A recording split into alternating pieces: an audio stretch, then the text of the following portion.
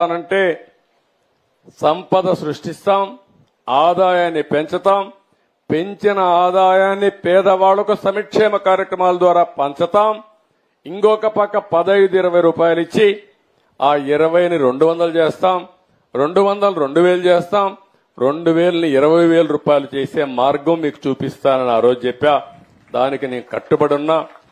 మీరు కూడా సహకరించమని మిమ్మల్ని అందరినీ కోరుకుంటూ, ఇప్పుడు మీలో ఆలోచనలు గాని ఇలాంటి కార్యక్రమం ద్వారా ఏం చేస్తే ఇంకా బాగుంటుందో మీరు కూడా మీ ఆలోచనలు చెప్పండి, అవి కూడా తీసుకుంటామని చెప్పి తెలియజేసుకుంటూ ఇప్పుడు క్వశ్చన్ అండ్ ఆన్సర్స్. స్వాగతం పలుకుతాం మనకందరికి సెక్యూరిటీ సునక్ మహారాజ్. సార్ ధన్యవాదాలండి. ఆంధ్రప్రదేశ్ ముఖ్యమంత్రి నారా చంద్రబాబు నాయుడు గారికి నా పక్షాన, నా కుటుంబ పక్షాన ధన్యవాదాలు సార్. మరి నేను కోరుకున్న నా ఆశ, మొదటి ఆశ మిమ్ములను, లోకేష్ గారిని, కళ్యాణ్ గారిని అసెంబ్లీలో చూడాలని నా కళ్ళు 1000 కళ్ళతో ఎదురు చూశాను సార్. నా కోరిక నెరవేరింది, చాలా సంతోషంగా ఉన్నాను. అదేవిధంగా మీరు ఎన్నికల్లో ప్రకటన చేసిన రీతిగా మరి ఈరోజు పెన్షన్ల కార్యక్రమం మరి తాడేపల్లి మండలం పెనుమాక గ్రామంలో చాలా పండుగ వాతావరణం మేము చూస్తుంటే ఎంత పండుగ ఉందంటే ఆనందంగా ఉంది సార్.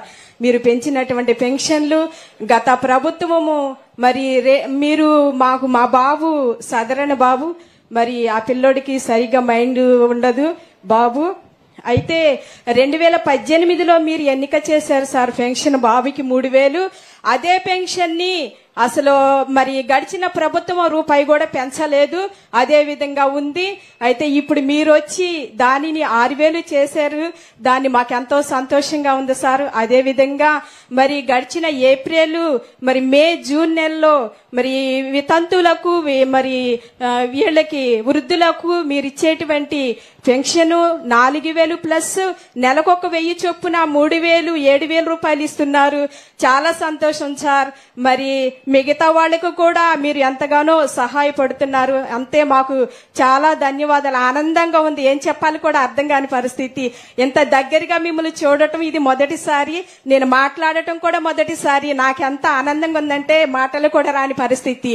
అయితే మరి ఆ సైకో పోవాలి సైకిల్ రావాలనేటువంటి విధానంలో అప్పుడు అడిగిన రీతిగా అలాగే జరిగింది, సంతోషంగా ఉంది నాకు. మరి మీరు వయసుకి సంబంధం లేకుండా మీరు చేసినటువంటి త్యాగము ఎంతో గొప్పది సార్. మరి మేమైతే ఇళ్లలో ఫ్యాన్ల కింద కూర్చొని మీరు చేసేటువంటి ప్రసంగాలు చూస్తే చాలా ఏడుపు వచ్చేది, బాధ కలిగేది. అదొకటను సార్. నాకు మరి జగను సిద్ధం సభలో చెప్పాడు ఏమనంటే మరలా మన ప్రభుత్వమే వస్తుంది, మరలా మనమే మళ్ళీ గెలుస్తాము, మనకే ఇదంతా.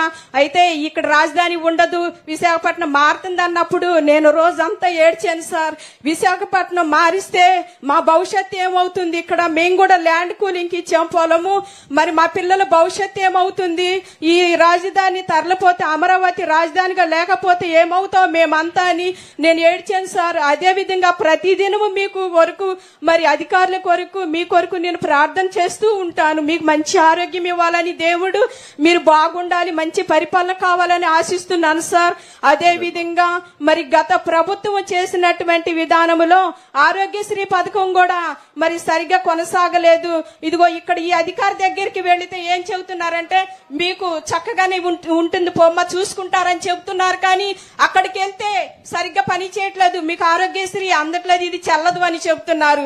అలాంటి పరిస్థితిలో అసలు చాలా బాధపడేటువంటి విధానంలో గడిచిన ప్రభుత్వము మేము అనుభవించినటువంటి కష్టాలు బాధలు మాట్లాడుతుంటే ఎక్కడ చూసినా గొడవలు తగాదులు, ఏది మాట్లాడాలన్నా ఇరుగు పొరుగు వారితో మాట్లాడాలన్నా ఆ ప్రభుత్వం వారు చూసి చూడనట్టు మాట్లాడతాం, తగాదులు గొడవలు సార్. అయినా కూడా సర్దుకుపోయి మీరు రావాలని సంతోషంతో, మీరు రావాలని ఆనందంతో కోరుకున్నాము. అదే రీతిగా మీరు వచ్చారు సార్, చాలా ఆనందము. నా పేరు పద్మ సార్, నెమలకంటి, మా బాబు రాజేష్. అయితే నువ్వేం చేస్తావమ్మా? నేను హౌస్ వైఫ్ నే సార్. ఇంట్లో ఎవరెవరు ఉంటారమ్మా? బాబు, పెద్ద బాబు, నేను, మా హస్బెండ్ సార్, నలుగురు ఉంటాము. మీ పెద్ద బాబు ఏం చేస్తాడు? నువ్వేం చేస్తావు బాబు? డిగ్రీ కంప్లీట్ అయింది సార్. ఏం చేస్తున్నావు ఇప్పుడు? ప్రస్తుతానికి ఖాళీగానే ఉంది. ఏదో ఒకటి చేయాలి కదా. నేను ఒకటే, ఎవరు ఖాళీగా ఉన్నామనే మాట చెప్పకూడదు, మీరు ఎత్తుక్కోవాలి. అవసరం అందుకే స్కిల్ డెవలప్మెంట్ కూడా మీకు పోవద్దయా పంపించేస్తారు చిన్నగా జరుపుకోమంటున్నావు. ఆయన ఇచ్చేయడం లేదు.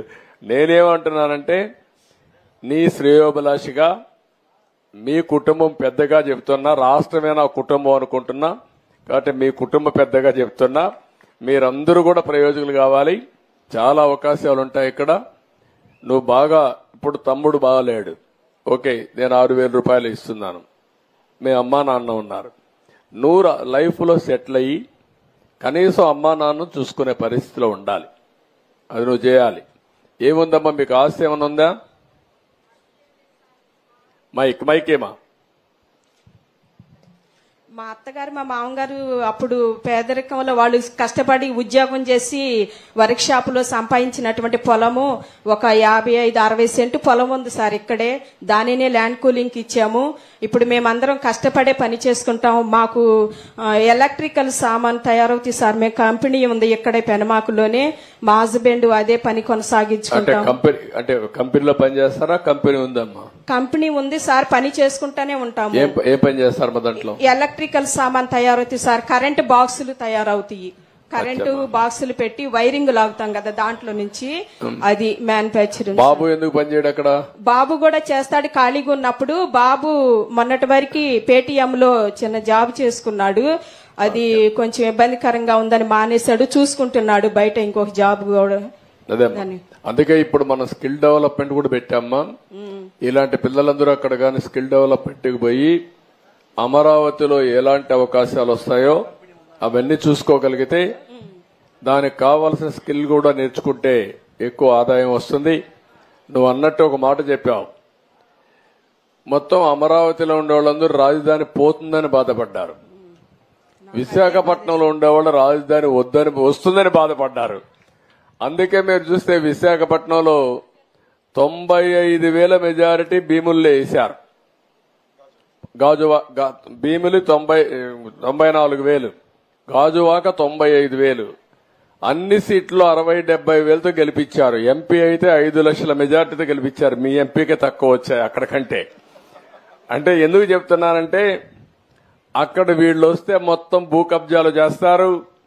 లా అండ్ ఆర్డర్ మీరు బండి బదులు వాళ్ళకు వస్తాయని వీళ్ళు దూరంగా ఉంటే మంచిది, దుష్టుల దగ్గరకు వస్తే ప్రమాదం వస్తుందనే ఉద్దేశంతో మొత్తం అపోజ్ చేశారు. అయినా కూడా నేను పోతానన్నాడు కానీ వాళ్ళు ఒకటే నువ్వు వద్దు, నువ్వు ఎక్కడ ఉండడానికి వీల్లేదు, ఇంటికి పంపించాలని శాశ్వతంగా పంపించే పరిస్థితికి వచ్చారు. ఎవ్వరు కూడా అమ్మ గుర్తుపెట్టుకోవాలి, అధికారం ఉందని విర్రవీగితే ఈరోజు నేను పేరు కూడా చెప్పను, అతనికి ఏమైందో అదే అవుతుంది. అందరికీ ఒక ముఖ్యమంత్రికి అర్హత లేదు అనే దానికి ఒక ఉదాహరణ అది. ముఖ్యమంత్రికే కాదు, రాజకీయాలకు కూడా అర్హత లేదు. అలాంటి వ్యక్తులు చాలా ప్రమాదం. అది అందరికి నీ మారిగానే నువ్వు ఏడ్చావు, నేను ధైర్యంగా ఉన్నా అంతవరకే. నీకు అన్యాయం అందరికి కూడా. ఎంత ఆడవాళ్ళు అనేవాళ్ళు ఈ సోషల్ మీడియాలో క్యారెక్టర్ అసాసినేషన్ పెట్టి కడాన జడ్జిలు భయపడిపోయే పరిస్థితికి వచ్చారు. వాళ్ళపైన కూడా పెట్టడం మొదలు పెట్టారు, మీడియా పైన మొదలు పెట్టారు. మొన్నే రంగనాయకమ్మ అయితే సొంత విలాస్ ఉండేది, ఆడ ఇది పేరుంది శంకర్ విలాస్ కొట్టేస్తే ఆవిడ చిన్న షాప్ పెట్టుకోనివ్వకుండా పోతే కడాన ఆవిడ ఇక్కడ బతకడానికి వీలు లేకుండా కడుపు నింపుకోవడానికి హైదరాబాద్కి పోయి నిన్నే తిరిగి వచ్చింది నాకు న్యాయం చేయమని. నిన్నే చూశాను, మా వాళ్ళకి చెప్పాం, ఇప్పుడు హోటల్ సెట్ అయిందని తిరిగి ఇచ్చారని చెప్పి అన్నారు. నేను కలెక్టర్కి వాళ్ళకు కూడా ఆదేశాలు ఇస్తున్నా. ఎవరైతే పోయిన ప్రభుత్వంలో కావాలని మోసం చేసి కబ్జాలు చేసి నష్టం చేశారో వాళ్ళందరి దగ్గర తిరిగి ఇప్పించాల్సిన బాధ్యత ప్రభుత్వం పైన ఉంది. చేస్తామని చెప్పి కూడా నేను మీకు తెలియజేస్తున్నా. మీ పరిస్థితి అందరిది. మీకు మంచి రోజులు ఉంటాయమ్మా. బాబును వాళ్ళందరూ కూడా ఇది చేయమనండి, అన్ని విధాలు ఆదుకుంటాం. థ్యాంక్ యూ, నమస్కారం. నెక్స్ట్ ఏంట్రా, ఏం మాట్లాడతావా?